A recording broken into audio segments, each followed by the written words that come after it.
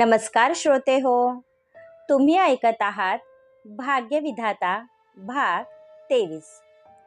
सकाळी आरोहीला जाग आली. तिचं डोकं जड झालं होतं. तिच्यामध्ये उठून उभं राहण्याचं सुद्धा त्राण राहिलं नव्हतं. तिने घड्याळात पाहिलं तर 9 वाजले होते. आपण इतका वेळ कसं काय झोपून राहिलो हेच तिला समजत नव्हतं. आरोही दोन्ही हाताने डोकं पकडून बसली होती. तसा तिला काल रात्रीचा प्रसंग आठवला. काल रात्री ते माझ्यासोबत होते.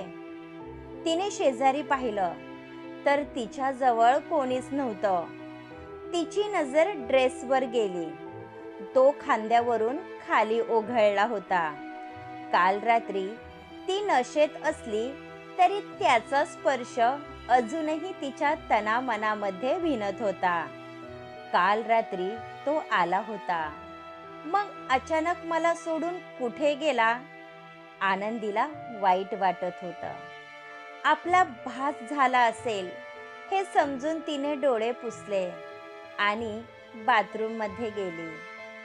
तिचं लक्ष समोर असणाऱ्या मिररमध्ये गेलं तर तिच्या ओठांवर दाताचा व्रण उमटला होता, ज्यामुळे तिचा खालचा ओठ सुजला होता.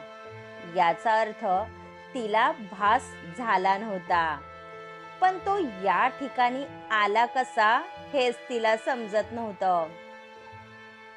कितीतरी वेळ जान्हवी हातामध्ये असलेलं ब्रेसलेट पाहत होती. सिद्धार्थने तिच्यावर चांगलंच इम्प्रेशन पाडलं होतं. पहिल्यांदा कोणी मुलगा तिला मनापासून आवडला होता. त्याचा दिलखुलास स्वभाव आणि चेहऱ्यावर असलेली दिलखेच स्माईल कोणालाही भुरळ पाडण्यासाठी पुरेशी होती. त्यात सिद्धार्थ हा कमालीचा हँडसम होता. अशामध्ये तिच्यामध्ये असलेल्या स्त्री सुलभ भावना जागृत होणे स्वाभाविक होते. सॉरी जानू, मला उठायला उशीर झाला. तुझा ब्रेकफास्ट झाला आहे का? आरोहीने विचारलं. पण जान्हवी आपल्याच विश्वात हरवली होती. जानू, तुझं लक्ष कुठे आहे? वाव, किती सुंदर ब्रेसलेट आहे. कोणी दिलं? आरोहीने विचारलं आणि ती भानावर आली. सिद्धार्थने दिला आहे. अभिजित भाईचा फ्रेंड. तू पाहिलं त्याला? जान्हवीच्या चेहऱ्यावर चमक होती, जे आरोही पहिल्यांदा पाहत होती. नाही पाहिलं, पण आता भेटावं लागेल, आरोही म्हणाली. असं का म्हणतेस? जान्हवीने न समजून विचारलं. स्वतःला आरशामध्ये पहा, मग समजेल. आरोहीने जान्हवीची व्हीलचेअर आरशासमोर फिरवली.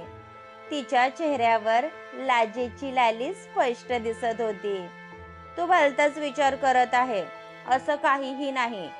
आपण ब्रेकफास्ट करायला जाऊयात. मला भूक लागली आहे.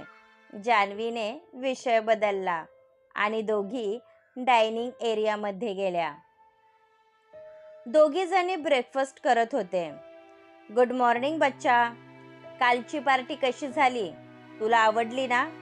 विश्वजित नुकताच जिममधून आला होता.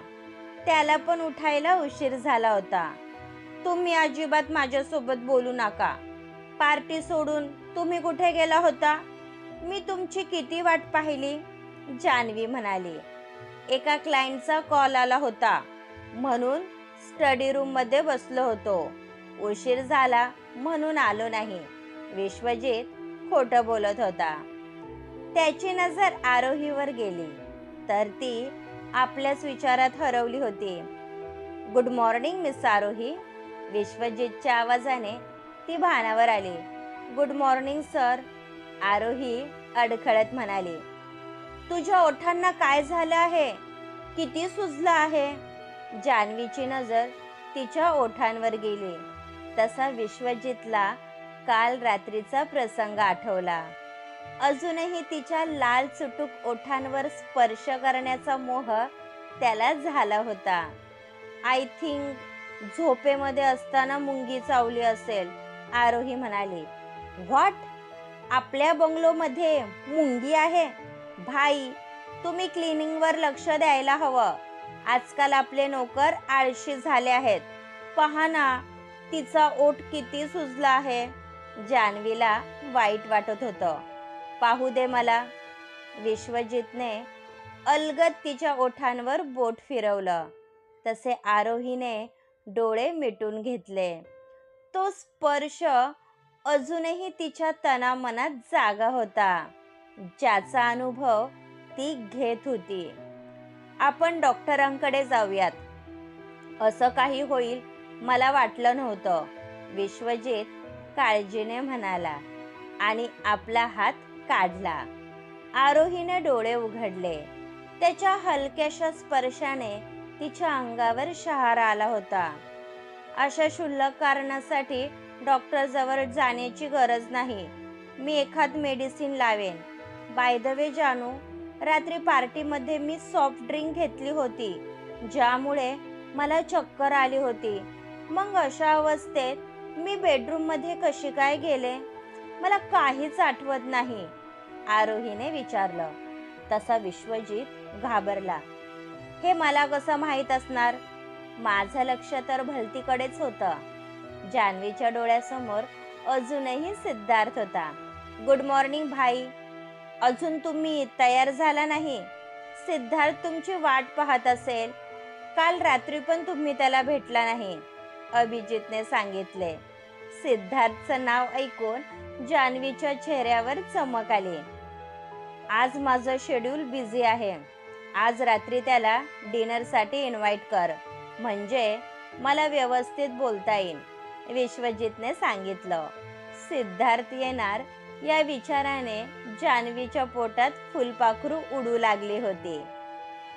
पार्टीमधून निघाल्यानंतर त्रिशा ही शलाकाच्या फ्लॅटवर गेली होती. सिद्धार्थला पाहिल्यापासून तिचं चित्त थाऱ्यावर नव्हतं. सिद्धार्थ जे बोलतो ते करून दाखवल्याशिवाय राहत नाही, हे तिला माहीत होतं. म्हणून पुढं काय करावं हेच तिला समजत नव्हतं. तुला मी आधीच सांगितलं होतं की सिद्धार्थच्या नादी लागू नको. पाहिलं ना, तो किती खतरनाक मुलगा आहे. त्याने डायरेक्ट पाटील बंगलोपर्यंत मजल गाठली. त्यात तुझं नशीब पहा, तो अभिजितचा बेस्ट फ्रेंड निघाला. तुला सावध राहायला हवं, नाहीतर तुझं काही खरं नाही. शलाका तिला परिस्थितीची जाणीव करून देत होती. आधी आरोही आणि आत्ता हा सिद्धार्थ.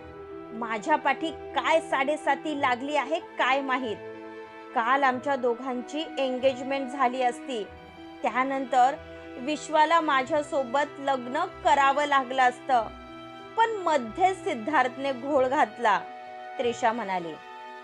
तो सिद्धार्थला ऑफर दे, म्हणजे तो तुझा नाद सोडेल.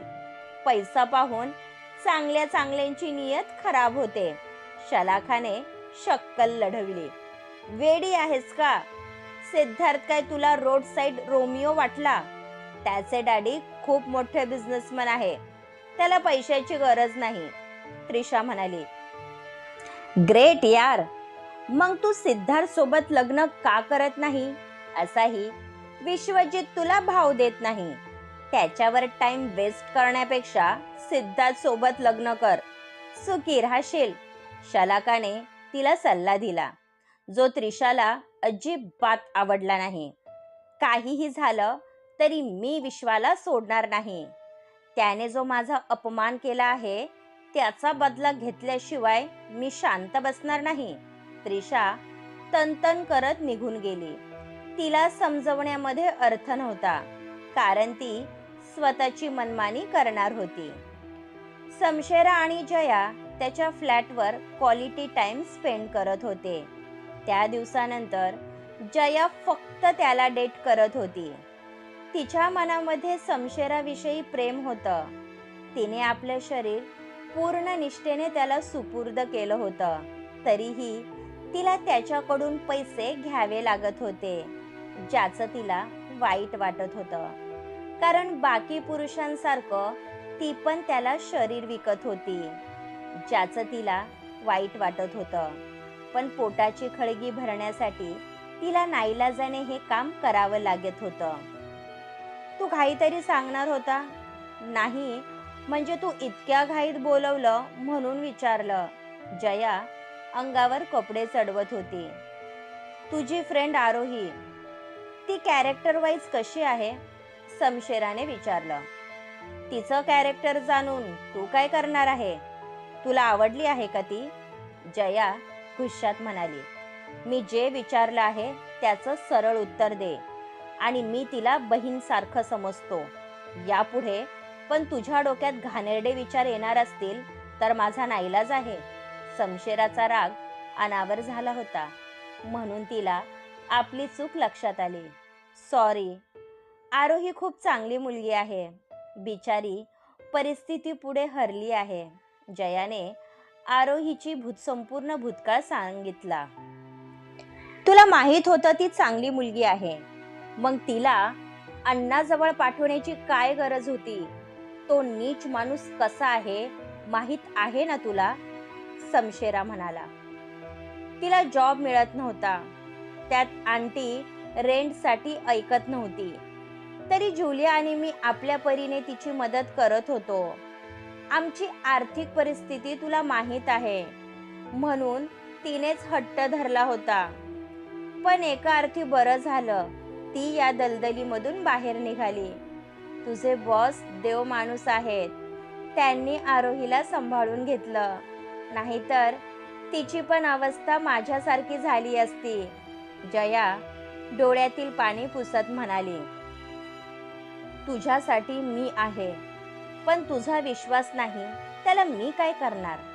तू म्हणत असेल तर मी आत्ता तुझ्यासोबत लग्न करण्यासाठी तयार आहे. समशेरा तिचा चेहरा उंजळीत घेत म्हणाला. तिने पूर्ण आवेगाने त्याला मिठी मारली. प्रत्येक भेटीत तो जयाला लग्नाविषयी विचारत होता, पण ती नेहमी जाणून बुजून हा विषय टाळत होती. बरेच प्रयत्न केल्यानंतर शैला मामी आणि खंडूची सुटका झाली होती.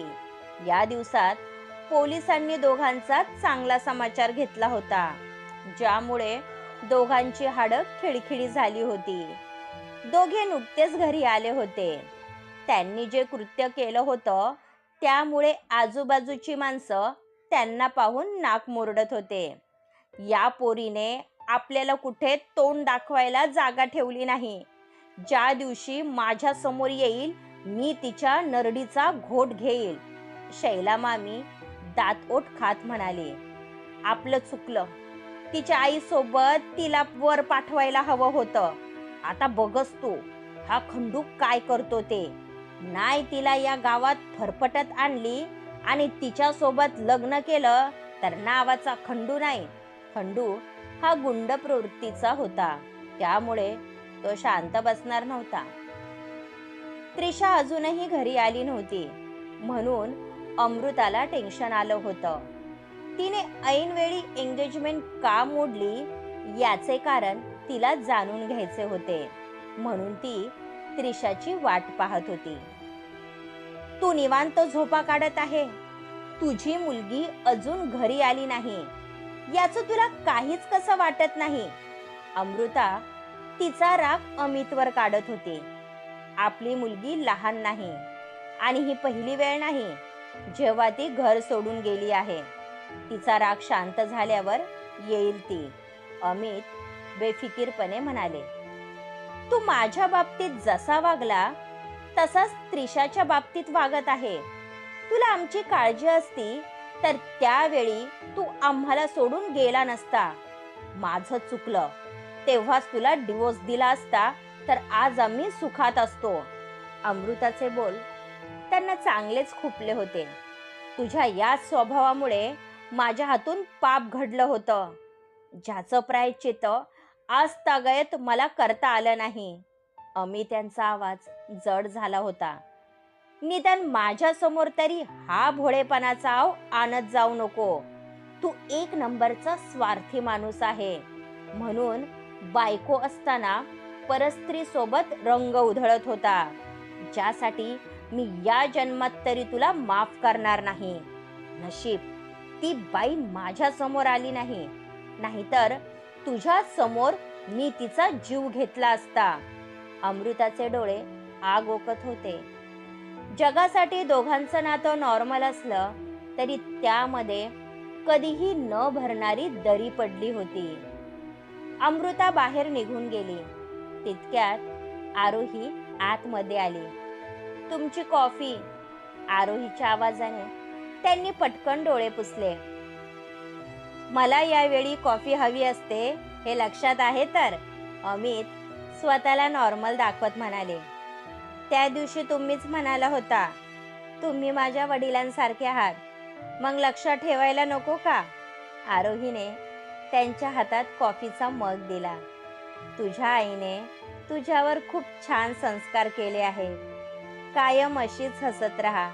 अमित तिच्या डोक्यावरून हात फिरवत म्हणाले.